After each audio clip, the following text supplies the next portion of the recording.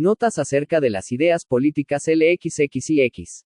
La Comuna de París, 1, Jorge Barona Rodríguez. La crisis económica de 1846 a 47 en Francia, por las malas cosechas y la inestable situación social y política, afectó tanto a la burguesía, aún en proceso de consolidación, como a las clases media, obrera y campesina.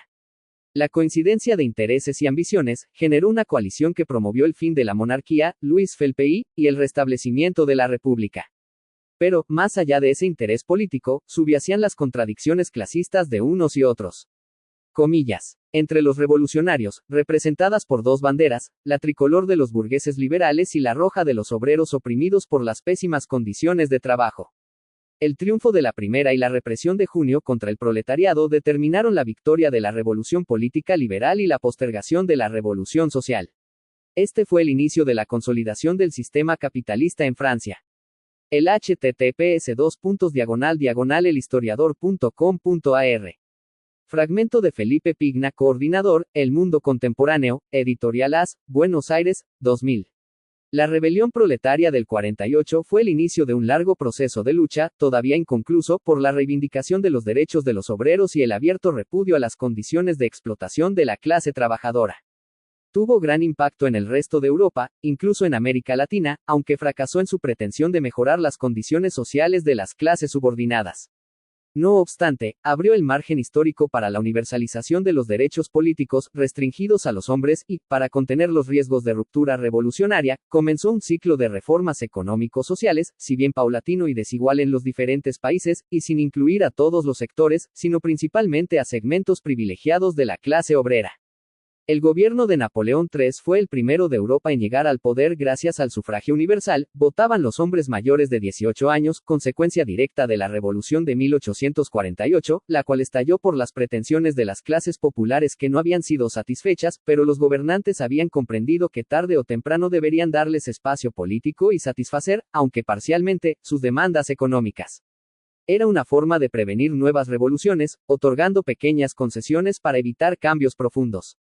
A esta política se la conoció como bonapartismo, ya que fue llevada adelante por los Bonaparte, Napoleón y Napoleón III, y aplicada como definición de movimientos políticos posteriores. Mientras tanto, dos importantes hechos se producían en Alemania y en Italia. El primer ministro de Prusia, formada por regiones de las actuales Alemania y Polonia, Otto von Bismarck, aplicó una combinación de fuerza militar, astucia política y hábil diplomacia a fin de lograr que la fragmentada Alemania se unificara y se convirtiera en potencia europea, a pesar del intento francés por impedirlo en la guerra franco-prusiana. Inglaterra, entonces, dominante, era la que más veía en potencial riesgo sus intereses. En Italia, a la fragmentación política se sumaban la presencia del Estado Pontificio, gobernado por el Papa, y las diferencias económicas entre el norte parcialmente industrializado y el sur agrícola económica y socialmente subdesarrollado. La segunda mitad del siglo XIX fue la época de la consolidación de los estados liberales en Europa y otras partes del mundo, América, por ejemplo, dentro de la nueva etapa de expansión del capitalismo industrial. Hasta ese momento, los regionalismos prevalecían sobre el conjunto de la nación. En las aldeas, pueblos y provincias de las actuales Italia, Alemania, Francia y Gran Bretaña, se hablaban dialectos diferentes, se usaban distintos pesos y medidas y ni siquiera la moneda nacional era de uso generalizado. Los gobernantes comprendieron que para ser países con mercados internos fuertes y competitivos hacia el exterior debían empezar por fortalecer el concepto de nación dentro de sus propios países. Es decir, lograr que el conjunto de habitantes de un territorio se encontrara unificado por una forma de gobierno y sintiera la pertenencia a ese país. La educación popular, el sufragio, los ejércitos, la modernización de las comunicaciones, ferrocarriles, barcos de vapor, fueron los encargados de unificar el idioma, la moneda y los símbolos patrios. Nacía el nacionalismo.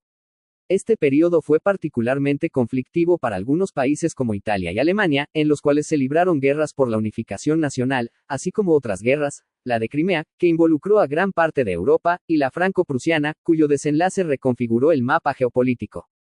La guerra de Crimea, afán expansionista e injerencismo de Rusia en Polonia, Hungría, Alemania, los Balcanes y en la estratégica zona del Mar Negro, provocó la reacción de Turquía, Gran Bretaña, Francia y Austria. El triunfo de estos últimos significó el fortalecimiento de Francia en el continente y el inicio de las respectivas unificaciones de Italia y Alemania. Ambas naciones estaban divididas en pequeños principados o ducados. Por otra parte, el Imperio Otomano, Turquía, Armenia, Tracia, Siria, aceleró su proceso de desintegración y Rusia comenzó su repliegue militar. Francia, bajo el reinado del emperador Napoleón III, intentó asumir el papel de árbitro europeo, interviniendo en todos los conflictos para fortalecerse como potencia continental, y obtuvo algunos éxitos. Sin embargo, la guerra con Prusia, 1870 a 71, causada por el aumento de poder de este último país, provocaría la caída del régimen imperial francés. En estas condiciones, la conflictividad de intereses clasistas y de ambiciones políticas provoca la guerra civil y se instaura la Comuna, Ayuntamiento de París en manos del proletariado.